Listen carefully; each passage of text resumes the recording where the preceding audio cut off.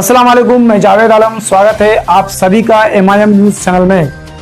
और इंडिया मजलिस इत्तेहादुल मुस्लिमीन से जुड़ी हुई न्यूज़ लेकर मैं आज हाजिर हूं। उससे पहले आपसे एक गुजारिश है कि अगर आप हमारे चैनल को सब्सक्राइब नहीं किए हैं तो प्लीज़ चैनल को सब्सक्राइब कर लें और वीडियो को लाइक ज़रूर करें। नहीं, एक गलत बात है। मैं यादव हूँ, मैं यादव का, मेरे जैसे बहुत यादव है, मेरे साथ ब्राह्मण लोग भी जुटे हुए हैं, ऐसा बात नहीं, स्वर्ण जात भी जुटे हुए हैं। और सब लोग जो जिसको जानकारी है, जो जानते हैं, जो अच्छा नज़दीक से जानते हैं, वो बोलते हैं नहीं, ओवैसी साहब का पार्टी धर्मनिरपेक्ष पार्टी है, कोई तरह का धर्म हिंदू मुस्लिम की बात नहीं है। अब देखिए, आप बीजेपी की बात कीजिए, आप बीजेपी की बात कीजिए, बीजेपी में देखिए हिंदू मुस्लिम की लड़ाई, RSS वहाँ तलवार लेके घूमते हैं तो उसको मारते हैं, उसको पीटते हैं, वहाँ गंदा बात बोलते हैं। ये देखिए, वारिस पठान मेरा जो MIM में है, वो दो लफ्ज थोड़ा गलत बोल दिए थे, फिसल गई थी बानी। हमारे साहब जो है असदुद्दीन ओवैसी साहब ने उसको पार्टी से, प्रवक्ता से निकाल दिए, बाहर निकाल दिए। देश में सर देश में बहुत सारी पार्टियां हैं और आप अगर जातिगत में समीकरण का बात करूं तो आप यादव हैं और उस लिहाज से आपको जो है RJD ज्वाइन करना चाहिए था। क्या वजह है असर MIM में आने की? बस सही बात, सही सवाल पूछे हैं पत्रकार जी आप। देखिए, RJD में डिसिप्लिन नाम का चीज़ नहीं है, ठीक है। तेल पिलावन लाठी भजावन, ये सब कोई सरकार का नीति हुआ जी? तेल पिलावन लाठी भजावन, ये सब जो है फालतू बातें। बात होनी चाहिए मुद्दा की, बात होनी चाहिए विकास की, तो तेल पिलावन लाठी भजावन ये कैसा बात है? दूसरी बात है, MIM में जो है डिसिप्लिन बहुत ज़्यादा है और डिसिप्लिन के साथ साथ सबसे अच्छी बात यह है कि MIM में हमारे असदुद्दीन ओवैसी साहब जो राष्ट्रीय अध्यक्ष हैं, उसके नज़र में ना तो कोई हिंदू है, ना तो कोई मुस्लिम है, ना तो कोई सिख है, ना तो कोई ईसाई है। लेकिन सर आरोप लगते हैं कि ये मुसलमानों की पार्टी। जी नहीं, एक गलत बात है। मैं यादव हूँ, मैं यादव का, मेरे जैसे बहुत यादव है, मेरे साथ ब्राह्मण लोग भी जुटे हुए हैं, ऐसा बात नहीं, स्वर्ण जात भी जुटे हुए हैं। और सब लोग जो जिसको जानकारी है, जो जानते हैं, जो अच्छा नज़दीक से जानते हैं, वो बोलते हैं नहीं, ओवैसी साहब का पार्टी धर्मनिरपेक्ष पार्टी है, कोई तरह का धर्म हिंदू मुस्लिम की बात नहीं है। अब देखिए, आप बीजेपी की बात कीजिए, आप बीजेपी की बात कीजिए, बीजेपी में देखिए हिंदू मुस्लिम की लड़ाई, RSS वहाँ तलवार लेके घूमते हैं तो उसको मारते हैं, उसको पीटते हैं, वहाँ गंदा बात बोलते हैं। ये देखिए, वारिस पठान मेरा जो MIM में है, वो दो लफ्ज थोड़ा गलत बोल दिए थे, फिसल गई थी बानी।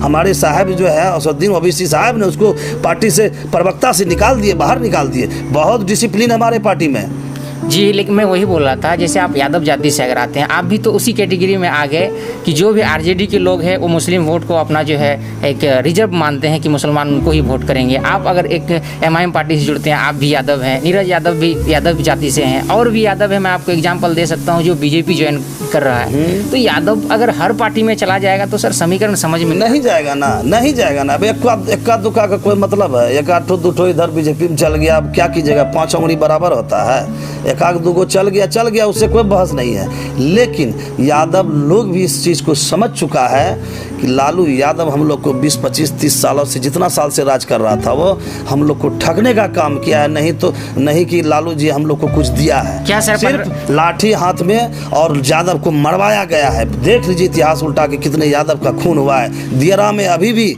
यादव लोग राइफल लेके घूमता है। क्यों घूमता है? बेरोजगारी के कारण।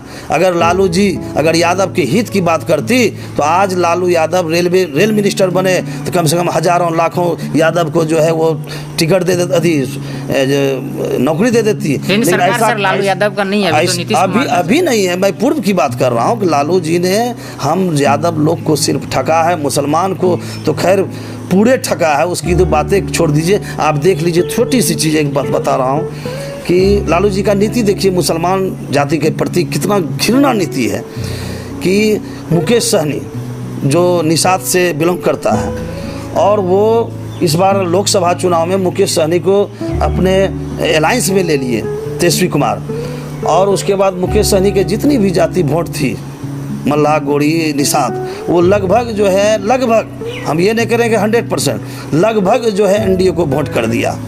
और आप उसको दे देते हैं लालू जी या तेजस्वी जी 5 7 सीट बिहार में।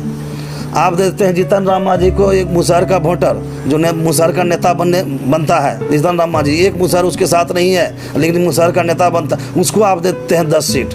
आप उपेंद्र कुशवाहा जी, एक कुशवाहा आपके साथ नहीं है और आप उसको दे देते हैं 5 सीट। कहने का मिला जुला के, और जो मुसलमान का वोट लेके आप पूरा राज किए हैं लालू जी, और मुसलमान का अगर अब आज के डेट में कोई उभर के आया है नेता असदुद्दीन ओवैसी साहब पूरा देश का, और आप उसको एक भी सीट अलायंस नहीं करने जा रहे हैं, आपका एक कैसा नीति है लालू जी? ये पहले ये बताइए हमको। सर, आप पे आरोप लग रहे हैं कि जिस आप विधानसभा से टिकट लेना चाह रहे हैं एमआईएम का, वहाँ पे मुस्लिम बहुल इलाका है। बिल्कुल। और आप यादव हैं, आप दोनों वोट को कन्वर्ट करना चाह रहे हैं, तो क्या सर, और आपका पार्टी भी है, तो विधानसभा में कटिहार में 3 जगह अपना सीट उतारा है बलरामपुर, कलवा और बराड़ी जी। क्या वजह है जहाँ पे मुस्लिम बहुल इलाका है आपका पार्टी वहाँ पे जाना चाह रहा है? नहीं, ऐसा बात नहीं है। हमारे साथ स्वर्ण जाति भी है, हमारे साथ निषाद जाति भी है। बबलू मालदार को देखिए, लेकिन आपने कहा निषाद मालदार को देखिए, लेकिन आपने कहा बीजेपी वो वोट करती है निषाद जाति। नहीं करती नहीं है, हम बोले लगभग मुकेश सहनी के साथ नहीं है निषाद। मुकेश सहनी जो राजनीति करता है कि निषाद मेरा है, मुकेश सहनी के साथ नहीं है निषाद। मैं ये बोलना चाहता हूँ, और झूठ मूठ का उसको तेजस्वी यादव उसको सीट देता है बिहार में। ये कहना चाहता हूँ कि मुकेश सहनी के साथ निषाद भाई नहीं है।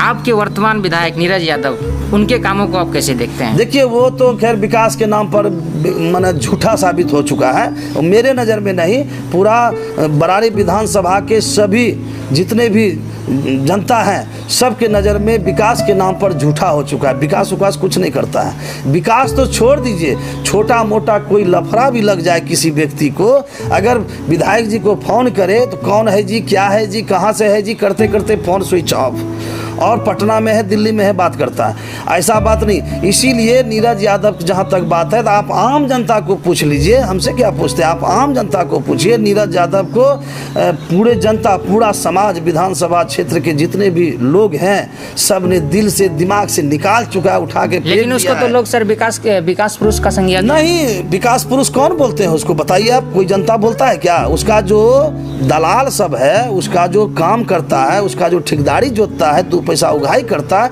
वो बोलता है विकास पुरुष। आम जनता को आप पूछिए, जाके गांव पूछिए नीरज यादव कौन विकास करता है और क्या विकास पुरुष है भाई। उसने वादा किया था कि बकिया दिरा से करहागोला घाट में पुल बनवा देंगे जीतने के बाद। क्या साहब बना? पुल बनी? नहीं बनी। सब वादा उसका फैल है, झूठा है। सर, और आप किस विकास का मुद्दा को लेकर लड़ना? मैं सबसे पहला विकास करूंगा, अगर मेरा पार्टी जीतती है बराड़ी विधानसभा से और बिहार से, तो मैं सबसे पहला काम करूंगा बराड़ी विधानसभा में कि बकिया दिरा से करहागोला घाट में पुल बनवाने का सबसे पहला काम करूंगा। दूसरा काम करूंगा, दियारा में आज जो किसान लोग, गरीब किसान लोग रोता है, क्रिमिनल सब वहाँ जाके अड्डा जमेले है दियारा में, और विधायक जी को भी पता है, लेकिन विधायक जी भी वर्तमान विधायक जी जो है नीरज यादव, वो ध्यान नहीं देता इस चीज़ पर। विधायक जी को भी पता है कि दियारा में जो है क्रिमिनल लोग तरबूज वाले से रंगदारी असुलता है, परवल वाले से रंगदारी असुलता है, गेहूं वाले से, मक्का वाले से रंगदारी असुलता है, तब जाके फसल आती है। अगले साल भी मैंने मेहनत किया था क्रिमिनल के विपक्ष में, इस बार भी मैंने मेहनत किया। मैंने एसपी साहब को फ़ोन किए, डीएसपी साहब को फ़ोन किए, यहाँ तक ही नहीं, मैंने डीजीपी साहब को भी फ़ोन लगाया था। वहाँ पर ऑफिस में फ़ोन उठाया, उसके बाद एसपी साहब से बात हुई, एसपी साहब तुरंत थाना प्रभारी को फ़ोन किए, थाना प्रभारी फोर्स भेज के मैं पुलिस के साथ जाके टोटल क्रिमिनल को रगड़वाया, और सबका बाइज्जत तरबूज, ककड़ी, जो भी होता है फसल, सब दियारा से वापस मंगवाया। मेरा सबसे पहला काम यही रहेगा, पुल, और दूसरा क्रिमिनल का सफाया करना दियारा से। सर, किसानों का हालत दयनीय है, इसको कैसे आप देखते हैं, कैसे सुधरेगा? एकदम है। सरकार, देखिए, सरकार का नीति बहुत गंदा है। अगर सरकार आज सही हो जाए तो किसान सही हो जाएगा। सरकारें का नीति ने गंदा है। आपने क्या पहल किया अपने पंचायत के किसानों के लिए? जी, आप अपने पंचायत के किसानों के लिए क्या पहल किया? मैंने क्या करेंगे, मैं तो वो सरकार का जो छोटा मोटा आया, बाढ़ ग्रस्त में धान का, वो ये सुखाड़ तुखाड़ का, ये सब थोड़ा मोड़ा दिलवाया। और मुखिया होने के नाते हम क्या कर सकते हैं भी बताइए आप। जो करेगी सरकार करेगी। आपके पार्टी के ऊपर आरोप लगता है कि ये बीजेपी का बी टीम है, यानी कि बीजेपी का एजेंट है, जो कि बीजेपी को सीधे तौर पे फायदा पहुंचाता है। आपको मालूम है ये चीज़ पत्रकार महोदय, जब एनआरसी का मुद्दा जब खड़ा हुआ था, जब मोदी ने एनआरसी का बिल पास करने के लिए गया था लोकसभा में, तो सबसे पहला 552 MP में सबसे पहला MP साहब जो मेरे असदुद्दीन ओवैसी साहब हैं, उसने NRC के बिल को फाड़ने का काम किया था। अगर बी टीम मोदी का रहता तो उस समय फाड़ता नहीं और बोलता कोई बात नहीं, दुनिया जो कर रही है हम भी उसमें तैयार हैं। NRC पे अगर और आप बोल NRC रहे में हैं- पूरा देश, हिंदू मुस्लिम सिख ईसाई सब मिल के ओवैसी साहब को सपोर्ट किया है, मोदी का घृणा किया है, मोदी को थू किया है। क्या आप बात करते हैं साहब की बी टीम है? सर कौन बोलता है बी सर टीम है? NRC का बिल को संसद में फाड़ देते हैं आपके असदुद्दीन ओवैसी जी, और दिल्ली में बहुत बड़ा शाहीन बाग लगता है। लेकिन अगर वहीं पे हम देखेंगे तो तेलंगाना में एक भी ऐसा शाहीन बाग को लगने नहीं दिया जाता है, जबकि वहाँ पे असदुद्दीन ओवैसी का एक गढ़ है। ऐसा क्यों सर? नहीं ऐसा बात नहीं है। ऐसे भी असदुद्दीन ओवैसी साहब जो हमारे हैं वो राष्ट्र के राष्ट्रीय अध्यक्ष हैं, ठीक है, MIM के राष्ट्रीय अध्यक्ष हैं। उसको सिर्फ तेलंगाना से ही मतलब नहीं है, उसको बिहार से मतलब, उत्तर प्रदेश से मतलब, जितने भी राज्य हैं पूरे देश में सब जगह से मतलब है। वो एक दिन भी तेलंगाना में बैठे हुए नहीं है, हर जगह वो घूम के हर जगह मतलब जो भी हो आदमी के पास गया, आदमी को सक्रिय किया और NRC के विरोध में हर जगह, दिल्ली में जाके देखिए वहाँ भी वो NRC का विरोध किया है, हर जगह किया है। सिर्फ तेलंगाना अपने घर में करने से नहीं ना होगा जी। जब आप NRC और CO को लेके हम लोग देख रहे थे कि लगातार आप इन्वॉल्व थे, लेकिन आपके आगे पीछे जो भी रहने वाले लोग थे, अक्सर देखा मुस्लिम कम्युनिटी के लोग हैं, आपके साथ यादव चेहरा क्यों नहीं नजर आ रहे? यादव चेहरा थे। देखिए यह बात सत्य है कि मुसलमान जाति ज़्यादा थे, यादव लोग कम थे, यह सत्य बात है। अगर 100 में 70% मुसलमान थे तो 30% यादव भी थे, आपको नहीं पता।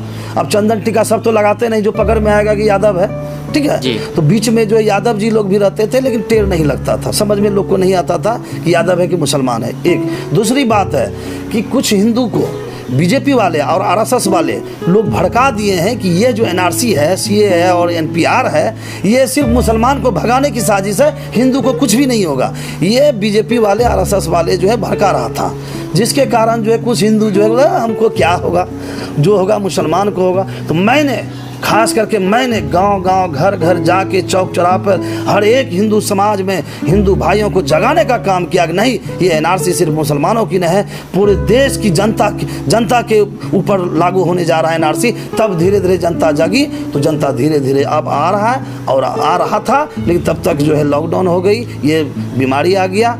क्या आपकी पार्टी को महागठबंधन में जगह मिल पाएगी? ये पार्टी तय करेगी। गठबंधन अगर सही तरीका से बात करेंगे हमारे पार्टी से, 10, 15, 20, 25, 50 सीट देंगे तो बात करेंगे, नहीं करेंगे तो खुला चैलेंज लड़ेंगे हम लोग। 32 सीट क्यों, हो सकता है पूरे बिहार में भी लड़ सकते हैं। ऐसा आरोप लगाया जा रहा है कि आप उनको ब्लैकमेल करना चाहते हैं महागठबंधन को, और अपना वर्चस्व यहाँ स्थापित करना चाहते हैं। आपको महागठबंधन में जगह नहीं दिया जा रहा है। ये सब फालतू बातें पत्रकार जी बेकार है, ये सब फालतू बातें ठीक नहीं लगता है। ब्लैकमेल, किसी को कोई ब्लैकमेल नहीं करता है। कोई मेरा छोटा पार्टी नहीं है, राष्ट्रीय पार्टी है मेरा। असदुद्दीन ओवैसी साहब कोनो की 8वां पास मोदी के तरह नहीं है, वो लंदन से बैरिस्टर हैं, इसीलिए जो है ऐसी बात करना आप लोग के लिए अच्छी नहीं है। आप लोग फालतू बातें पर पत्रकार जी आप लोग बहस ना किया। सर आपकी लड़ाई लालू यादव तेजस्वी जी से है या फिर नीतीश कुमार उनकी पार्टी से? नहीं, मेरी लड़ाई सबसे है जी। मेरी लड़ाई भ्रष्टाचार के खिलाफ जो भी कदम उठाएगा उसके विपक्ष में मेरी लड़ाई चलेगी। सर आपके जो पंचायतवासी है और बरारी के आप प्रभारी भी बनाए गए हैं इस पार्टी के, बिल्कुल विधानसभा प्रभारी हुए हम जी। उनको आप क्या मैसेज देना चाहते हैं, क्या संदेश रहेगा सर उनको? किनको?